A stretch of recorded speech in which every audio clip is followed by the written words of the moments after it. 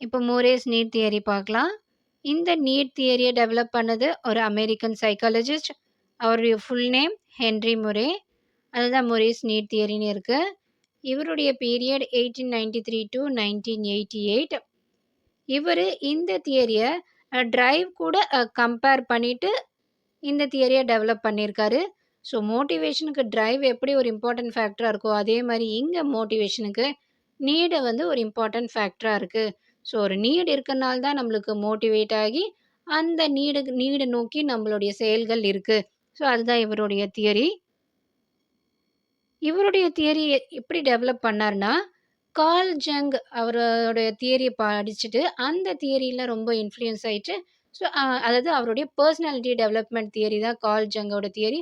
அந்த தியரியை ரொம்ப இன்ஃப்ளூயன்ஸ் ஆயிட்டு அதன் மூலியமாக தான் இந்த தியரியை அவர் வந்து டெவலப் பண்ணியிருக்காரு.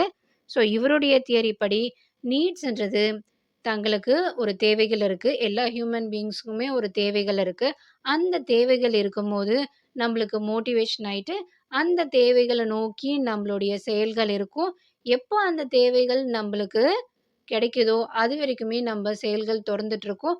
அந்த நீடு வந்து நம்மளுக்கு ஃபுல்லாக சாட்டிஸ்ஃபைடு ஆனதுக்கப்புறம் நம்மளுடைய செயல்கள் ஸ்டாப் ஆகிடும். ஸோ அதுதான் இவர் சொல்ல வர கான்செப்ட்டு.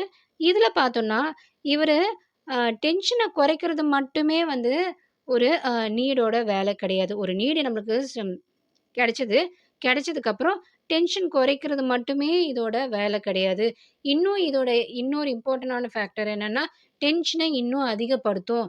ஸோ டென்ஷனை இன்னும் அதிகப்படுத்தி நம்மளுடைய செயல்களில் இன்னும் ஊக்கப்படுத்தி ஒன்ஸ் கம்ப்ளீட் ஆச்சுன்னா அதுக்கப்புறம் தான் வந்து டென்ஷன் குறையும். ஸோ இங்கே வந்து ஸ்டார்டிங்லேயே டென்ஷன் குறைஞ்சிடாது. நம்மளுடைய செயல்கள் இன்னுமே வந்து நல்லா மோட்டிவேட் பண்ணிவிட்டு அதுக்கப்புறம் தான் வந்து நம்மளுடைய டென்ஷன் கொஞ்சம் கொஞ்சமாக அதுக்கப்புறம் குறைஞ்சிரும். அதுதான் இவருடைய தியரியில் இவர் சொல்ல வராரு.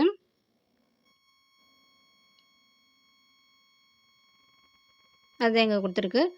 It is not a tensionless state which is satisfying but the process of reducing tension.